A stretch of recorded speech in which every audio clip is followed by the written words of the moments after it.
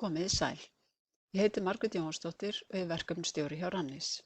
Og verið velkomin á þetta vefnámskeið í gerð umsókna Erasmus Plus samstarfsverkefni, en ég mun hér fara yfir umsóknir eyðublað verkefnaflokksins lið fyrir lið. Erasmus Plus áætlunin skiptist upp eftir skólastigum og það eru mismunandi umsóknar eyðublöð fyrir hvers skólastig. Athugið að þetta vefnámskeið er ætlað fólki sem að vinna umsókn hefðbundin samstarfsverkefni, það er Strategic Partnership, verkefni á öllum skólastigum.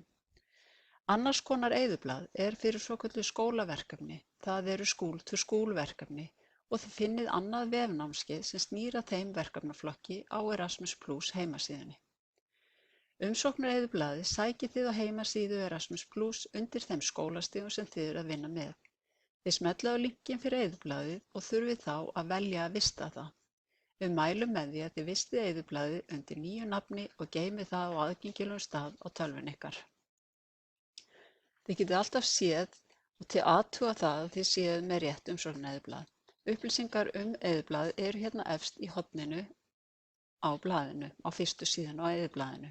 Við sjáum að þetta er umsóknarform fyrir árið 2017 og þetta er Strategic Partnership for Vocational Education and Training sem segir okkur að við erum hér að nota eyðublað fyrir starfsmenntun, eyðublað umsóknarfrests ársins 2017.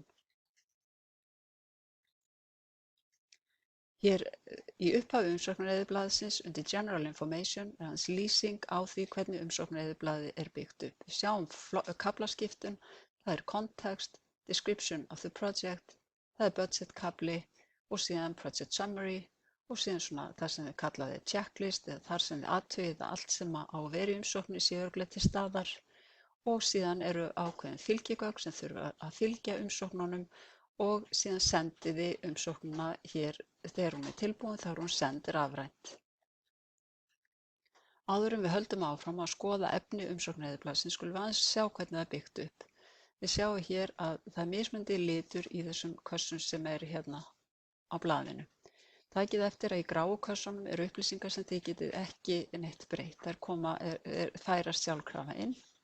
En síðan þeir kassar sem hafa rauðan ramma, það er ýmist að ræða að velja eitthvað af fellilista eða það þarf að skrifa inn í þessa ramma. Takið eftir hérna á hverju blaðsíðu takka sem heitir Validate. En með því að smella á þennan takka, þá segir formið ykkur hvort það sé búið sé að fylla inn einhverjar upplýsingar í alla þá kassa sem nauðsynlegt er að fylla inn í. Það er ágætt að smella á Validate takkan bara jafnóðum og þið vinnið ykkur í gegnum umsóknareyðublaðið. En snúum okkur þá að forminu sjálfu og innihaldi þess. Við sjáum hér að búið er að það kemur inn að þetta er Erasmus Plus umsókn og hún er Strategic Partnership. Við stoppum hérna fyrst í þessa spurningu sem er Main Objective of the Project. Þá ef við smellum hér á örina þá sjáum við að það er hægt að velja tvær tegundir af verkefnum. Það er annars vegar Development of Innovation eða hins vegar Exchange of Practice.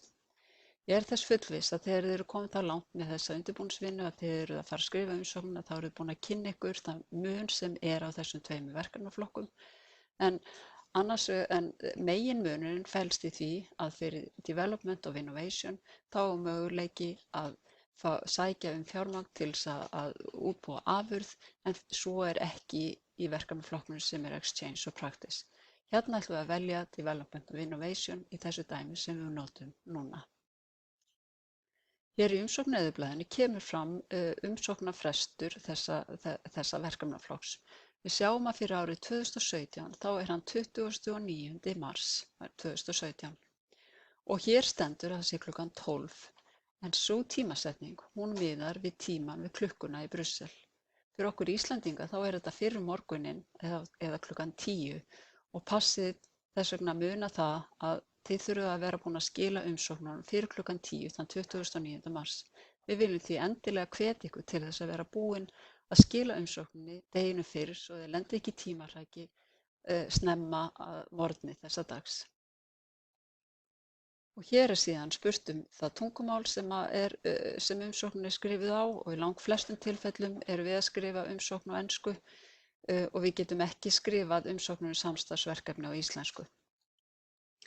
Þá er komið að því að gefa verkefninu titil, skrifa heiti þess og oft eru menn með skammstöfun á heitinu og hér kemur síðan í raun og veru tímalengd verkefnisins en verkefnin geta hafist 1. september 2017. Þau geta varað allt frá 12 mánuðum upp í 36 mánuði en reyndar má segja sem svo að hefðbundin samstarfsverkefni eru 24 til 36 mánuða.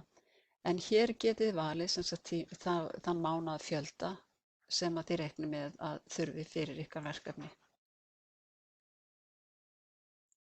En þegar þið eruð að vinna í umsókninni, þá munið þið sjá að þið getið ekki fyllt neitt inn hérna í gráa reitin, hér sem stendur skopparbolti, en hér færast inn þær upplýsingar þann sem er að sækja þegar þið eru búin að færa þær inn hér aðeins seinna. Og næsta sem þið gerið er að velja íslensku landskrifstofuna hér að fellilista yfir allar landskrifstofur. Það er afar mikilvægt að þið setið inn rétta landskrifstofu hér og þetta snýst það hvaða landskrifstofa fær umsóknina. Þið veljið sem sagt IS01 Ísland og þá kemst hún á réttan stað. Þá eru komin að kaflan sem snýr að priorities eða forgangsatriðum. En það er skylda að velja að lágmarki 1 forgangsatriði. Það þarf að velja 1 sértækt eða field specific forgangsatriði sem snýr beint að því skólastigi sem umsóknin fjallar og eða 1 forgangsatriði sem gengur þvert á skólastig, kallað horisontal. Það er hér mögulegt að velja að hámarki 3 forgangsatriði. Við höfum í þessu dæmi aðeins valið 2 forgangsatriði, 1 sem er sérstakt fyrir starfsmenntun eða VET, tökum eftir því hér, og 1 sem gengur þvert á skólastig eða horisontal.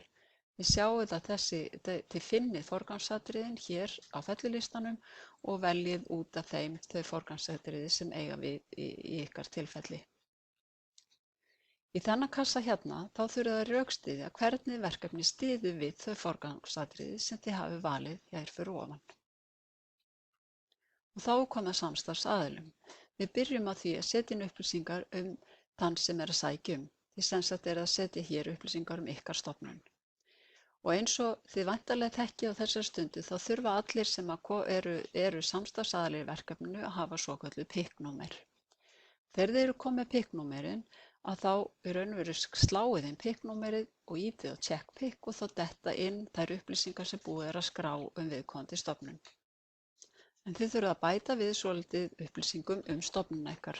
Sjáum hérna kafla Background and Experience en hér er stutt kynning á stofnuninni sem sækir og hafið aðeins í huga miðað við þær upplýsingar sem óskað er eftir í spurningunum. Þetta á við reyndar allt umsóknareyðublaði. Lesið alltaf spurningarnar vel og reynið að svara öllum þeim atriðum sem spurt er í hvert sinn. En sem sagt hér þá erum að ræða stuttakynningu á stofnuninni og munið líka eftir hér að þeir eru að kynna stofnunina að hafa í huga markmið og þema verkefnisins í þessari lýsingu. Hér er síðan komið að viðfangsefnu og reynslu stofnunarinnar og starfsfólk sem tekur þátt í verkefninu og áfram þetta atriði með að hafa í huga þarfir verkefnisins þegar þið skrifið þessa kafla. Og þá er spurt það hvort að stofnunin hafi áður tekið þátt í verkefni sem að stutt er á Evrópusambandinu á síðastliðnum 3 árum og ef þið veljið hér já, að þá kemur upp kassi og gefur ykkur möguleika til þess að segja frá því hvaða verkefni að ræða. Það er sem sagt hvaða prógrami það tilheyri. Við setjum hér sem dæmi Erasmus Plus verkefni frá árinu 2015 og síðan skrifið hér opinbert númer við verkefnisins og nafn þeirra stofnunar sem sóttu En næst komum við að því að skrá hver sé það sem heitir Legal Representative en það er sá aðili sem má skrifa undir umsóknina og í rauninni skuldbinda stofnunina til þess að taka þátt í verkefninu. Þetta eru bara spurningum hvort nafn viðkomandi og bara ég leggi aftur áherslu á það að sá sem skrifaður sem Legal Representative, hann þarf að hafa leyfi til þess að skuldbinda stofnunina fjárhagslega. Mjög oft eru þetta skólameistarar, framkvæmdastjóri eða aðrir í stjórnunarstöðum. Og síðan bara upplýsingar hérna eins og spurt er Contact person er svo aftur sá aðili sem er í raun og veru tengiliður verkefnisins og tengiliður landsskrifstofu við verkefnið og sá sem við köllum yfirleitt verkefnastjórann. Og hér sem sagt í raun og veru bara nafn viðkomandi og sem sagt þetta að þetta sá aðili sem tengiliður stofnunarinnar fyrir verkefnið og hann fær alla pósta frá til dæmis Landsskrifstofu verkefnið og bara sá sem að stjórna því í raun og veru. Og síðan bara að gera eins fyrir alla aðra samstarfsaðila í verkefninu. Það sem sagt að skrá pikknúmerið þeirra og smetla á þennan check-pikk takka, þá koma inn forskráðar upplýsingar og síðan skráiði inn þær viðbótar upplýsingar sem óskað eftir og við fórum í gegnum fyrir umsóknaraðilann og það gert á sama máta. Og þið bæti við samstarfsaðilum bara auðvitað eins og setið inn eins marga samstarfsaðila og reiknaði með að verði í verkefninu. Þið sjáið hérna í lokin að þá kemur hnappur sem segir Add Partner og það hér sem þið bætið við nýjum aðilum. Það gott að nefna það á þessu stigi að allir þeir aðilar sem eru skráðir samstarfsaðila í verkefnið að fyrir þá þarf að skila svokölluðu mandate eða þeirra yfirlýsingu það að þeir ætli örugglega að taka þátt í þessu verkefni. Þá er komið að annars konar samstarfsaðilum eða það sem heitir Associated Partners. En þegar við ber að segja frá aðilum sem munu taka þátt í verkefni eða styðja við það á þess að vera formlegir samstarfsaðilar. Hér ber að skýra frá aðkomu þeirra, hvernig henni háttað og hvað þeir munu leggja til verkefnisins, hvort þeir munu taka að sér ákveðin verkefni, stuðning eða kynningu. En athugið að það ekki hægt að sækja sérstakt fjármagn vegna þátttöku þessara aðila. Í kafla þarf að lýsa verkefninu. Description of the project. Þið þurfið að útskýra samhengi verkefnisins og markmið sem og þarfir markhópsins. Útskýrið einnig hvers vegna það betra að vinna það í samvinnu við önnur lönd. Það sýna fram á það að þörf sé fyrir evrópskt samstarf. Passið að rökstyðja þörfina vel og það mjög gott að hafa stuðningsgögn og eða vísa til heimilda sem styðja við þörfina. Næst það spurning sem snýr að nýjung. Og spurt að því hvað sé nýtt við þetta verkefni og hverju það í raun og veru bæti við það sem áður hefur verið gert. Og í kaflanum samstarfsaðila þá þurfa að segja frá því hvernig þeir eru valdir og hver hæfni þeirra og þekking og reynsla sé og hvað það sem að þeir eru að koma með inn í verkefnið. Og svo þessi spurningum það hvort einhverja samstarfsaðilum verkefnisins hafi ekki tekið þátt í svipuðu verkefni áður. Nú næst verið að spyrja verkaskiptingu og skiptingu á ábyrgð, það hvernig verður verkaskipting í verkefninu og hvernig verður ábyrgð dreift meðal samstarfsaðila. Þegar þið skrifið þennan kafla, það lýsingu á verkefninu, skulið hafa það í huga að hér þið svolítið að selja matsmönnum og öðrum sem lesa umsóknina verkefnishugmyndin ykkar. Sýnið fram á það sé mikið þörf fyrir að vinna verkefnið og hafið þetta bak við eyra þegar skrifið þennan kafla. Síðan kemur að þið þurfið að velja það sem heita topics eða efni verkefnisins og þetta veljið þið það er ýmsu að velja og þið veljið það sem við á og passar ykkar verkefnu og þið getið að hámarki valið 3 topics. Og síðan hvaða niðurstöðu vænst á verkefnatímanum og við lok verkefnisins. Í kaflanum participants verið að spyrja þáttakendur í verkefninu, það þá einstaklingar sem eru að taka þátt. Og hér ber að útskýra hvernig þáttakendur í mismunandi viðburðum verkþáttum verkefnisins verða valdir. Og síðan spurt það hvort fólk sem stendur höllum fæti séu þáttakendur í verkefninu og ef svo það valið yes hérna fyrir ofan, þá ber að lýsa því hversu margir þeir eru og hvernig stuðningi við þá verði háttað í verkefninu. Þá erum við komin að kafla F undirbúning, en það skiptir máli að vera búin að vinna góða undirbúningsvinnu áður en ákvörðun tekin að sækja samstarfsverkefni. Hér ber að lýsa þeir undirbúningsvinnu sem hefur farið fram og mun fara fram áður en verkefni hefst formlega. Til dæmis greiningavinnu, samskipti varða framkvæmd verkefnisins, val á fólki, þátttöku hagsmunaaðila og svo framvegis. Í G-kaflanum sem Project Management og Implementation útskýrum við einstaka verkhluta umsóknarinnar. Og við byrjum á Project Management og Implementation. En hér ber að útskýra á greinagóðan hátt þá verkþætti sem verða framkvæmdir og fjármagnaðir með styrk frá þessum lið. Og hér ber að útskýra hvaða aðferðafræði verður notuð í verkefninu. Undir Transnational Project Meetings þarf að útskýra áætlun verkefnafunda, hversu margir þeir verða, hvar þeir verða haldnir og hverjir munu taka þátt í fundunum. Og síðan það hvernig samskiptum samstarfsaðila verkefnisins verði háttað og hvernig verði tryggt að fjármálastjórnun sé örugg og tímaáætlun fylgt í verkefninu. Einnig þarf að segja frá því hvernig framgangur verkefnisins og gæði afurða og viðburða verði í raun og veru mældur og hvernig eftirfylgni verði háttað. Það þarf að segja frá því hvaða tölulegu og eiginlegu mælikvarðar verði notaðir til að meta stöðuna og árangur og segið einnig frá áætlun tíðni mælinga hversu oft þið ætlið að mæla og því starfsfólki sem mun annast þetta verkefni. Og þá það spurningin það hvernig verði mælt og metið hvort og þá að hversu miklu leyti markmiðum verkefnisins verði náð og hvaða mælikvarða verði notað til þess að komast að því hvernig verkefnisniðurstaðan í raun og veru tókst til. Og áfram spurt framkvæmd og leiðir til að fylgjast með og leysa vandamál sem geta komið upp í verkefninu, en auðvitað alltaf möguleiki að koma upp einhver vandamál, til dæmis hvernig tekið verði á því ef að sumir að skila sinni vinnu seint, ef uppkoma einhver fjármála ágreiningur eða vandræði eða einhvers konar annar ágreiningur.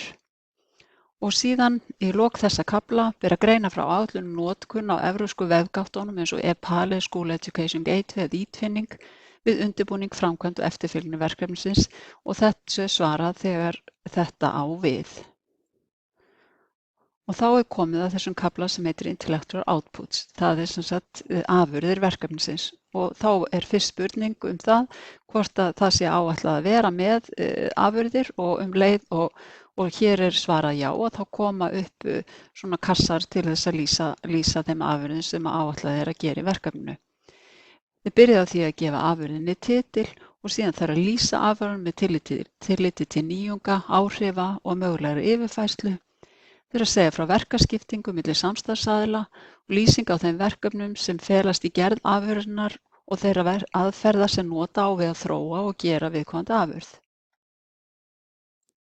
Þá spurning það á hvaða tímabili sé verið að vinna þessa afurð og hér höfum við bara í raun og veru ákveðið það að þessi afurð verði í vinnslu allan verkefnatíman, en það getur hiklaust verið þannig að það sé bara ákveðin stutt tímabil tileinkuð ákveðnum afurðum. Og síðan spurning tungumál, það á hvaða tungumálum eigi að þróa afurðina. Hér höfum við valið ensku og norsku og það hægt að velja hér að fellilistanum fleiri tungumál og hvers konar afurð og það líka áfram fellilisti. Hér höfum við valið bara bók og event, ýmislegt sem hægt að velja af fellilistanum hér og hægt að bæta við bara sem sagt, tegund eða media eins og þetta heitir þessi kafli. Og síðan þarf að segja frá því hvaða stofnun í samstarfshópnum það sem ætlar að leiða vinnuna við þessa afurð. Og við sjáum að það valið að verkefnalista og hér koma upp þeir samstarfsaðilar sem hafa verið skrifaðir inn í umsóknina.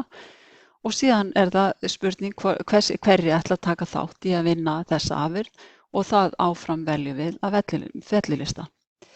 Menn geta verið með margar eða fáar afurðir bara eins og hentar hverju verkefni og hér bara við sjáum þessa hnappa hér to add output, hér raun og veru bara bætt við þeim afurðum sem eins mörgum afurðum og á að útbúa í verkefninu.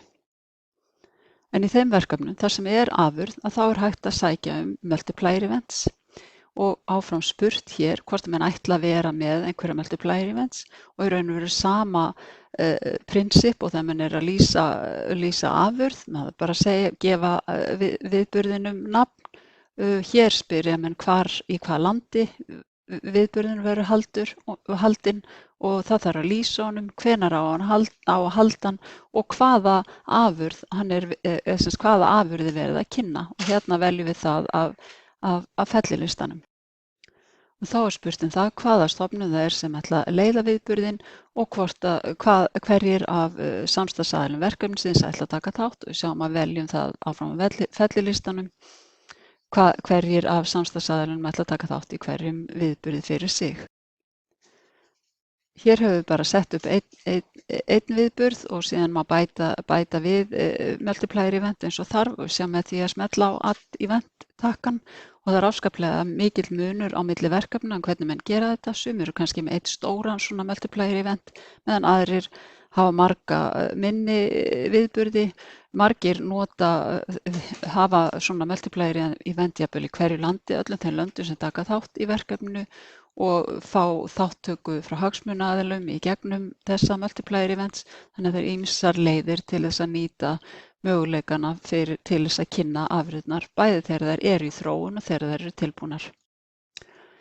G3 er kafli sem snýr að Learning, Teaching, Training Activities. Við köllum þetta þjálfunarviðburði í verkefninu og það eru alls ekki í öllum verkefnum sem að þjálfunarviðburðir eru skipulagðir en í mörgum og hér sem sagt áfram sama prinsip. Við þurfum að velja hér til þess að komi inn svæði til þess að lýsa þeim þjálfunarviðburðum sem að ræða og við þurfum að láta vita hér hvernig, ef við erum að hafa þjálfunarviðburði þá þurfum við að geta rökstutt það hvernig þeir styrki verkefnið og niðurstöðu þess og þar með tali möguleika þess til þess að ná markmiðum sínum. Það er sem sagt þannig að það þarf að vera þjálfunarviðburðirnir þurfa að hafa ákveðin tilgang inn í þessum verkefnum en ekki bara svona standa kannski einur og sér. Það eru mismunandi tegundir af þjálfunarviðburðum eftir því hvaða skólastig að ræða. Það er mikilvægt að þið kynni ykkur vel þá þjálfunarviðburði sem að boðið er upp á á ykkar skólastigi. Þið sjáu hérna er þetta valið af fellilista, svo fyrir starfsmenntun eitthvað sem heitir Blended Mobility, Long Term Teaching and Training Assignments eða eins og það sem við veljum hér er Short Term Joint Staff Training Events. Og fyrir hvern af þessum flokkum þá gilda ákveðna reglur bæði dvalarlengd og fleira sem þið þurfið að hafa í huga. Í þennan kassa þá setjið þið texta til þess að lýsa þeirri þjálfun sem ræðir, hvar hún verður haldin, hversu margir þáttakendur og ef einhverjir eru með sér þarfir, einhverjir af þessum heildarfjölda þáttakenda og hversu langur viðburðurinn er. Síðan látið þið vita hver það eru sem að taka þátt í viðburðinum. Og síðan þurfið þið líka að láta vita hvernig þáttakendur sem að taka þátt í þessum viðburðum verða valdir. Hér skal einnig lýsa stuðningi við þáttakendur og leiðum til að tryggja þeirra öryggi og það þarf líka að lýsa praktískum atriðum með framkvæmd þjálfunarinnar og hvernig menn í raun og veru vinna að samkomulagi þessa þjálfun. Og hér ber að skýra hvort og hvernig þjálfun verður viðurkennd og metin og þá hvaða skjöl verða notuð til þess að viðurkenna þjálfunina.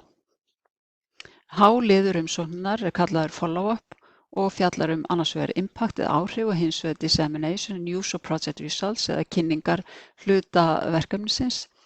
Og fyrst undir áhrifin þá þarf að skýra áhrif á þátttakendur, markhópinn, einstaklinga, stofnanir og eða hagsmunaaðila. Og síðan þurfum við að segja frá því hvað áhrif verkefnisins hefur á aðila sem ekki hluta verkefninu, áhrif í nærsamfélaginu á landsvísu, kannski á Evrópuvísu og hvernig það eigi að mæla áhrifin.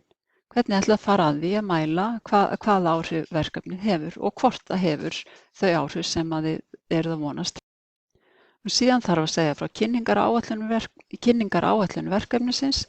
Það er hvernig verður niðurstöðum dreift innan og utan þeirra stofnana sem að taka þátt í verkefninu og hverjir eru helstu markhópar í nærsamfélagi á landsvísu og eða á Evrópuvísu og síðan eru hvaða aðgerðir verða framkvæmdar til þess að deila niðurstöðum verkefnisins meðal annarra en þáttakenda verkefnisins og hvaða samstarfsaðilar innan hópsins verða ábyrgir fyrir kynningum og þar þarf líka að fjalla hæfni einstaklinga og hæfni hópsins til þess að dreifa niðurstöðum.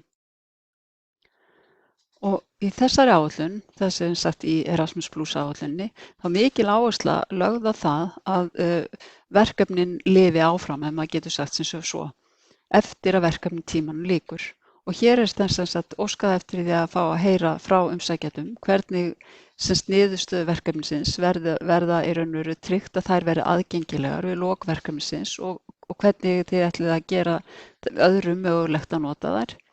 Og síðan ef þið eru með einhverjar viðbótarupplýsingar sem snúa að kynningaráætlunni þá endilega bæta þeim við. Og hérna síðasta spurningin H3 snýr að sustainability, hvernig verður niðurstöðum verkefnisins haldið til haga og haldið við eftir að verkefninu lýkur. Þá erum við komin að fjárhagshluta verkefnisins sem kemur fram í kafla í umsókninni. Og fyrsti kaflinn það sem heitir Project Management and Implementation, það sem stjórnunarhluti verkefnisins og við sjáum að hér eru bara gráir reitir og því getið þið í rauninni ekki fyllt neitt inn í þessa reiti en þetta reiknast sjálft. Þannig að hér listi yfir alla sem eru skráðir formlegir samstarfsaðilar í verkefninu og styrkurinn reiknast þannig að vegna verkefnastjórans þá reiknast 500 € á mánuði í gegnum verkefnatíman og fyrir aðra samstarfsaðila þetta 250 € á mánuði. Þannig að þessi upphæð hún reiknast sjálf bara miðað við þann fjölda samstarfsaðila sem þið hafi skráð í verkefnið. Og næst það verkefnafundirnir eða Transnational Project Meetings og hér þurfið þið í rauninni að setja inn fyrir hvern samstarfsaðila fjölda þeirra þáttakenda sem ætla að taka þátt í hverjum fundi. Við sjáum hérna í dæminu sem við erum að nota hér að þá skopparabolti, það nafnið af þeim sem verkefnastjórinn í þessu verkefni, að hann sem sagt að fara með 3 aðila, 3 þáttakendur á fund þar sem að fjarlægðin undir 2000 € og þá reiknast styrkurinn sjálfkrafa hér, það sem 760 € fyrir þennan fund, þetta þar sem að fjarlægðin meira en 2000 km og síðan hann að fara á annan fund sem að styttra en 2000 km því við sjáum að einn af samstarfsaðilunum í Noregi og þar stundum fjarlægðin undir 2000 km og hann ætlar að fara með 3 á þann fund og þá styrkurinn 575 €.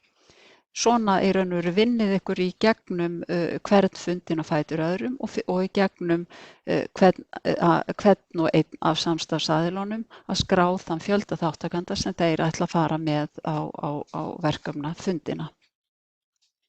Og þá komið að vinnunni við afurðirnar og í mörgum verkefnum að þá þetta stærsti fjárhagshlutinn. Langar í byrjun að sýna ykkur fram á að það möguleiki að velja mismunandi verkefni eða verkefni innan hverrar afurðar. Það sem sagt þessar mismunandi categories of staff eins og stendur hér. Það getur verið managers eða administrative staff, teachers, trainer, researchers og technicians. Og við sjáum hér að það mismunandi háupphæð eða mismunandi hárstyrkur fyrir mismunandi verkefni sem að ræða. Aðeins fjalla meira þessa categories og staff. Í rauninni það þannig að undir verkefnastjórnuninni þá á að vera langstærstur hluti stjórnunarkostnaðarins. Þannig að það ekki mögulegt að sækjum mjög stóran hluta fyrir til dæmis managers eða administrative staff. Og ef þið að sækja marga daga fyrir hverja afurð undir managers og administrative support staff að þá þurfa að færa verulega góð rök fyrir því að það sé þörf fyrir þessa vinnu í verkefninu. Í langflestum tilfellum stærsti hlutinn í þeim flokki sem heitir Teachers, Trainers og Researchers.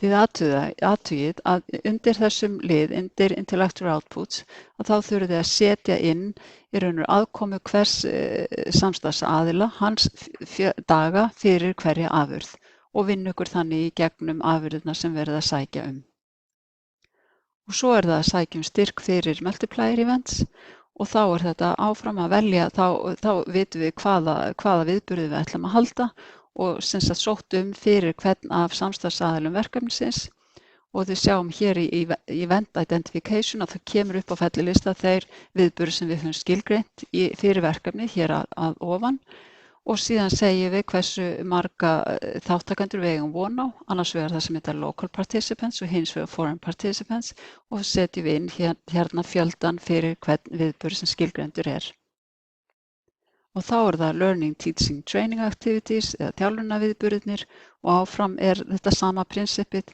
Við erum að sækja fyrir hvern og einn af samstarfsaðilunum.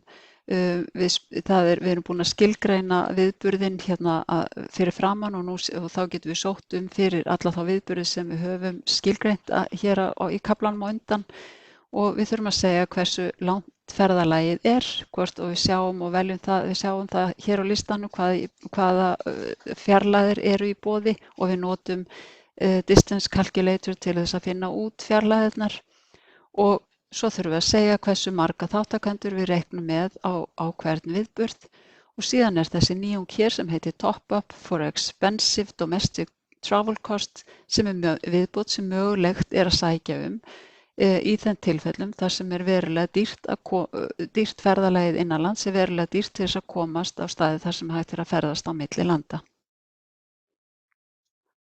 Og undir þjálfunarviðburðum þá við sjáum við vorum að skoða hérna rétt áðan travel og nú komið individual support sem einnig sótt á sama fyrir það sótt í tvennu lagi ferðakostnaðinn og individual support fyrir hvern þjálfunarviðburð.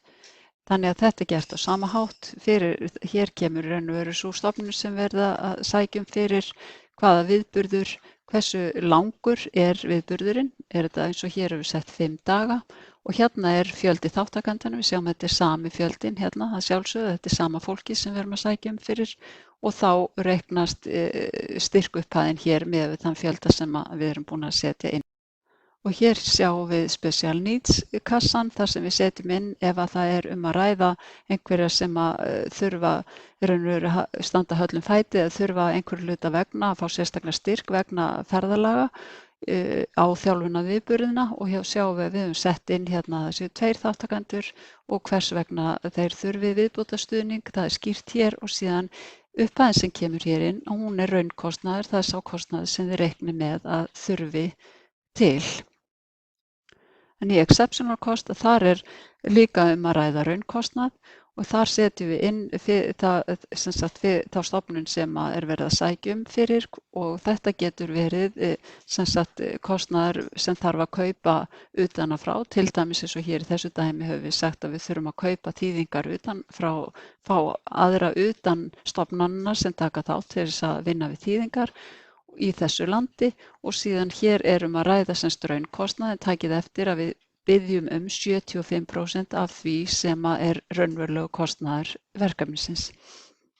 Og svo hér að lokum þá sjáum við að hér kassi sem hægt að setja inn skýringar eða athugasemdir sem varða fjárhagsáætlunina í heild sinni. Í rauninni þá held ég að vinnan við það að setja inn upplýsingar í fjárhagskaflann sé ekki sérlega flókin. Þetta auðvitað heilmikil vinna og það ber að vanda til verka þannig að það sé ekki mjög flókið að skilja fjárhagsáætlunina. En við viljum fyrst og fremst leggja áherslu á það að umsækjendur séu búin að kynna sér vel og vandlega allar reglurnar sem snúa að styrkupphæðum hvers liðar hér að framan. Þá fer að síga á seinni hluta þessara umsóknar, en í J-kaflanum Project Summary eða yfirlit verkefnisins. Hér ber að skrifa yfirlit yfir verkefnið og það mikilvægt að skrifa gott yfirlit sem sá sem les fái mynd af verkefninu og samhengi einstakra liða verkáætlunarinnar. Við biðjum ykkur að vanda vel skrifin á Project Summary vegna þess að það skiptir verulegu máli þegar einhver kemur að verkefninu og að byrja að kynna sér það, að fá heildarmynd sem þið skilji nákvæmlega hvað þið ætlið að gera og hvað þetta gott verkefni sem þið eruð að sækja um. Þetta yfirlit að það líka nýtt opinberlega í kynningu á verkefninu fáið það styrk. Það er nauðsynlegt að lesa vel hérna textan og sjá hvað beðið og svarið endilega öllum þeim spurningum sem eru hérna inni í spurningatextanum. Við erum að tala um bakgrunn og þörf, við erum að tala um markmið, samstarfshópinn, lýsing viðburða og viðfangsefna, aðferðir sem notaðar verða til að ná markmiðum, niðurstöður, áhrif verkefnis og langtíma áhrif. Hérna kemur tafla sem heitir Budget Summary og þið sjáuð að hér eru eintómi gráir reitir þannig að þið getið ekki breytt neitt þeim tölum sem að hér eru. En það er nauðsynlegt að fara mjög vandlega yfir þetta yfirlit vegna þess að ef að eitthvað einhverjir mistök hafa verið gerð í töflunum hérna fyrir framann, þá alveg möguleiki að einhverjir ákveðnir hlutir reiknist ekki inn. Þannig að endilega farið vel yfir fjárhagshlutann og verið viss að öll þau atriði sem þið eruð að sækja séu örugglega komin hérna inn. Og endilega að nota þennan tékklista, fara yfir hvort að það sé nokkuð sem að vanti og hvort allt sé rétt gert. Þetta nú einfaldar spurningar, hvort að það sé rétt form hafi verið notað og hvort það sé búið að fylla inn í alla liði og svo framvegis.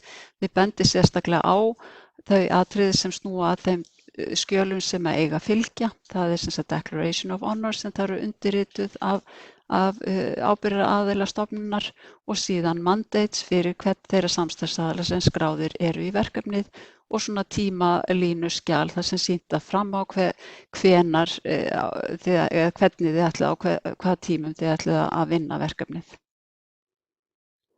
Eins og áður segir, þá þarf Declaration of Honor að vera undirrituð af þeim sama aðila og skráður sem Legal Representative í upphafi umsóknar, Legal Representative fyrir umsækjanda umsóknarinnar. Sjáum hérna, skrólum aðeins í gegnum þennan texta sem þið skulle endilega renna yfir, en hér komum við að þeim lið þar sem að sett inn upplýsingar þann sem að skrifar undir og hann þarf að skrifa undir hér. Þið þurfið að prenta út þessa blaðsíðu, skannana og láta hana fylgja umsókninni. Og hér bætið þið fylgiskjölunum við, þið segið bara hvað það heitir hér og bætið þeim við eins og með eins mörg skjöl og þið þurfið. Ef það eitthvað með umfram þann fjölda sem hér þá verðið að hafa einhver ráð í samstarfi landsskrifstofu til að bæta við ef að fjöldi fylgiskjala fer umfram það sem að hér Það skal þó tekið fram að ekki reikna með því að þessi verið að skila mikið af aukagögnum, efnislegum aukagögnum, heldur á allt sem að segja þar umsóknina koma fram í þeim textum sem að skrifaðir eru inn í umsóknarformið. Og þá bara vonandi komið að því að skila umsókn eða senda umsóknina. En þessi síða hér snýr að því að senda. Hérna sjáum við þennan validate hnapp. Ég var búin að segja í upphafi að það væri ágætt að smella á validate hnappinn jafnóðum en vinna umsóknina. En einnig líka áður þegar þið hingaðu komið skulið þið smella á validate hnappinn til að vera fullviss það að það sé búið að fylla inn í alla þá reiti sem á að fylla inn í. Og hérna kemur svo sendi hnappurinn og þegar umsóknin farin þá breytist þetta form og kemur inn staðfesting á því hvenær þið senduð umsóknina. Þannig þið sjáu það örugglega hvort umsóknin hefur farið eða ekki. Þegar búið að senda umsóknina þá skulið endilega prenta formið og eiga prenta form hjá ykkur. En það rafræna útgáfan sem fylgir og þá verðið að vera innan þeirra tímamarka sem snúa að umsóknarfrestinum og var útskýrt hér í upphafi formsins. Og þá óskum við ykkur góðs gengis með að vinna umsóknina. Við minnum á að ef eitthvað óljóst eða þurfið aðstoð þá skulið þið hafa samband við landsskrifstofu. Starfsmenn landsskrifstofu mun leitast við að hjálpa ykkur eins og mögulegt og enn og aftur ekki vera á síðustu stundu en gangi ykkur allt í haginn. Verið bless.